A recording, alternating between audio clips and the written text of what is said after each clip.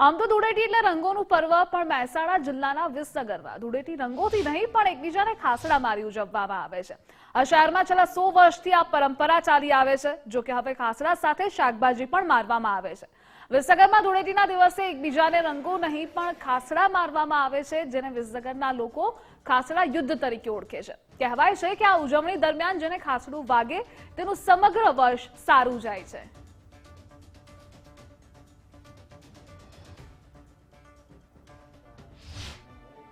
આ લગભગ 150 વર્ષ પહેલાંથી આ પૂરા પર્વથી ચાલ્યા આવે છે અને આમાં જે લોકોની સાહસવૃત્તિ બહુ વધે છે। વિસનગરના જે પટેલ કોમ્યુનિટીની બીજી કોમ્યુનિટી આ બાજુની છે એ સામસામી પોતાની રીતે જ બે ગ્રુપ પાડી અને સામસામે શરૂઆતથી જે તે વખતે પહેલાં જે ચપ્પલ અને જૂતાથી એનો આ રમત રમાતી હતી, એટલા માટે એને ખાસડાની લડાઈ તરીકે અહીંયા કહેવામાં આવે છે।